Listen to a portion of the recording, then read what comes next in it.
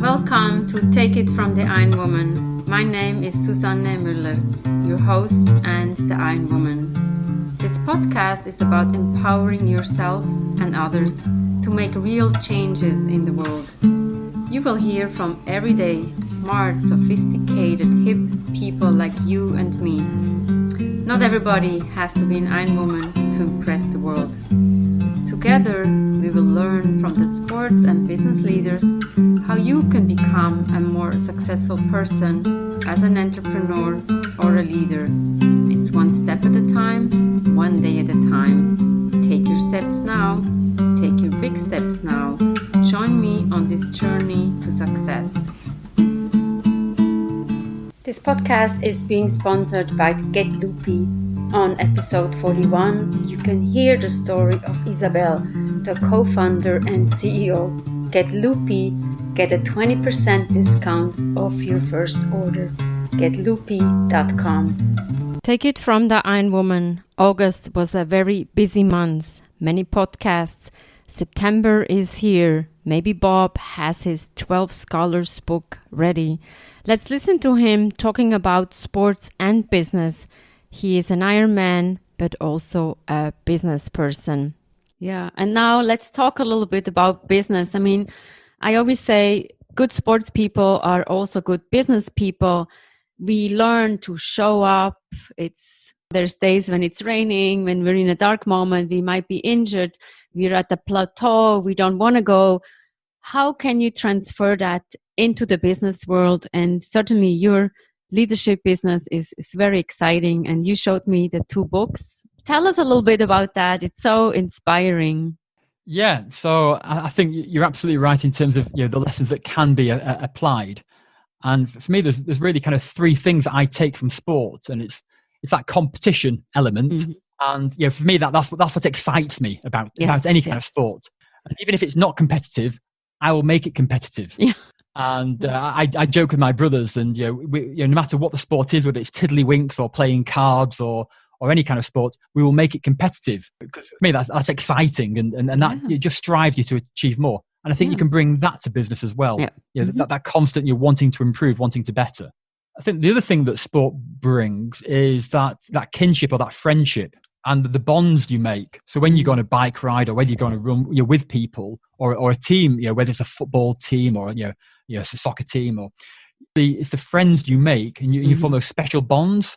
I think you can apply that to business as well. And I think it's the best businesses, they take their teams on a journey, and they spend a lot of time working on that culture and the ethos. And I've been very fortunate in the teams that I've been on in the past, whether that's rowing or cycling or your other sports. You learn how to get the most out of each other, and how to respect each other, and what's normal for people. How can you help them, or how can they help you at the same time?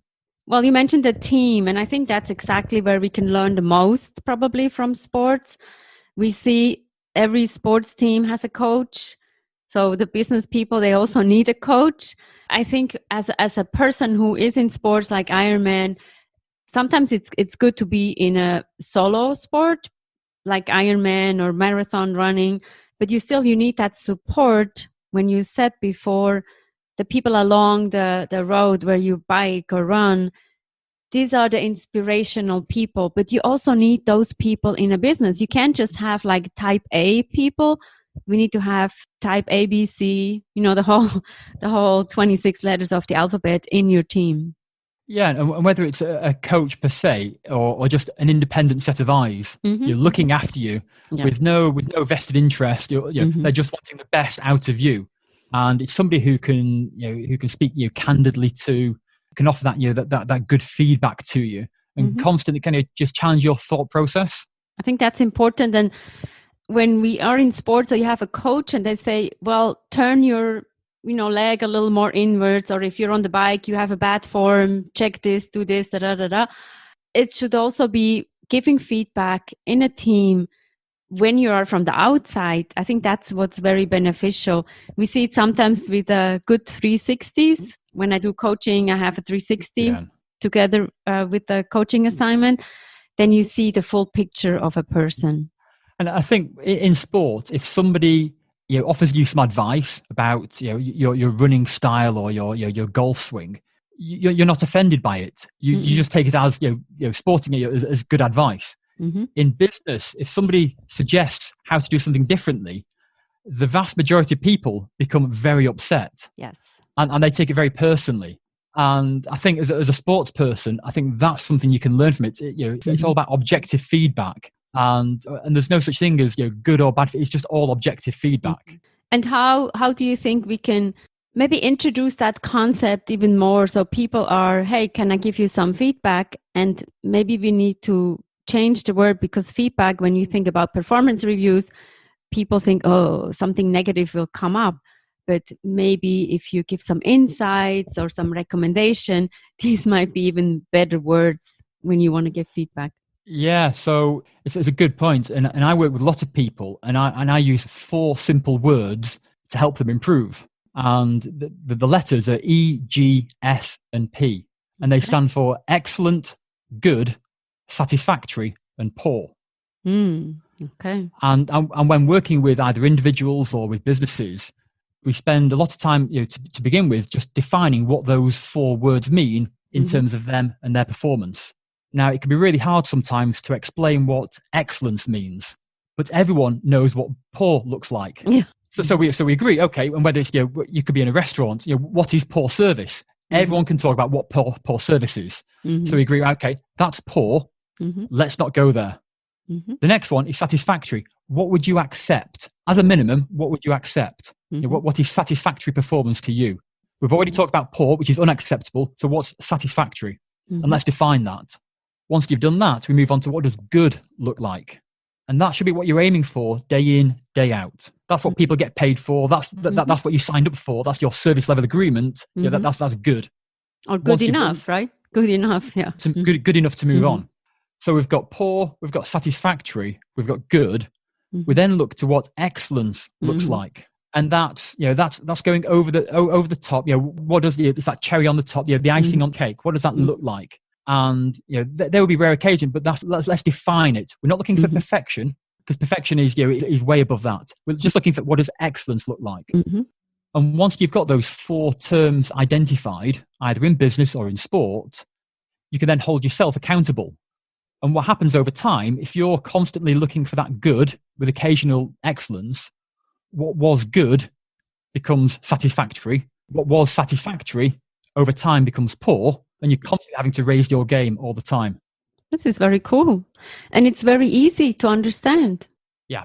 It's certainly in sport, everybody gets it. In business, because it's such a simple way of explaining what continuous improvement's all about. There's nobody gets upset about it.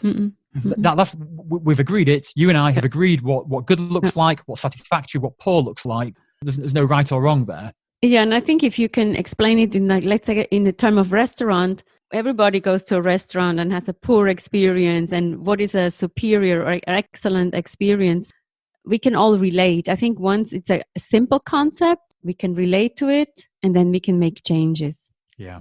And just that simple tool of writing those 4 letters down, E, G, S, and P, everybody can write those down on a Post-it note.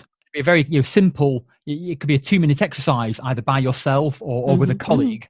Get a Post-it note, 4 letters. What does poor, what does satisfactory, what does good, what does excellence look like right now, and hold yourself accountable. I always say the simpler the better. It's almost like when you're on the bike ride, right? What do you have? You can only go forward. I mean, I wouldn't recommend to go backwards, but you can only go forward. If it's simple, then that's where we want to go. Yeah. And on the bike, we always say, keep pedaling. That's a good one. Rule number 1, pedal. Rule number 2, keep pedaling. And in running, we say left, right, don't try anything else. Doesn't change, yeah. I want to hear something about the books that you're putting together. I think this is something exciting. Yeah, so 12 Scholars. What is 12 Scholars? Well, we take one theme of leadership or personal development, and we then explore it through the eyes of 12 different people. So imagine 12 TED Talks in your hand. What would that look like? And that is the 12 Scholars Journal. It's a printed journal. And it's based on 12 interviews, which we then turn into podcasts. And we take the content and we really try and look for those key ideas and turn those ideas into print, in curated content. So 12 Scholars, it's a journal. It's 12 different perspectives that can inspire you to be to go into better things. That's a fantastic idea. I like the way you say 12 TED Talks, right? Everybody knows TED Talks and it's inspirational. We can learn something. And sometimes when you have it in your hands, it's even more meaningful than everything online. Yeah, and it's one of those thoughts that in order to go quicker, sometimes you need to slow down. And we've put 12 Scholars in a printed publication to help people switch off and actually focus on the important things. We have these 12 people who we feature in the printed publication, where we then explore their ideas, and then we really work out what are the 3 key things you can learn from this person, and how can you then improve from poor to satisfactory to good to excellence for each of those people. And when is the next one coming out? So we're about to go to press. We're about to go to print over the next week or so. So it's all hands to deck at the moment in the editing team to get that to the printers. So this next month, so we're in August, and so during August you'll be able to see the next printed publication. It's at 12scholars.com if any of your listeners want to find any more information. Cool. Thank you so much. This was really inspirational to hear about business, sports. When you're in this, then we cannot separate it. So this is really cool. Thank you so much, and good luck with everything. Thank you, Bob. Brilliant. Thanks, Suzanne. What a great experience to hear from Bob. What can we learn from him? So simple tips, but certainly very effective. Take it from the Iron Woman. We have episodes Monday and Wednesday. And get loopy. Don't forget to get loopy, getloopy.com. You get 20% off of your first order.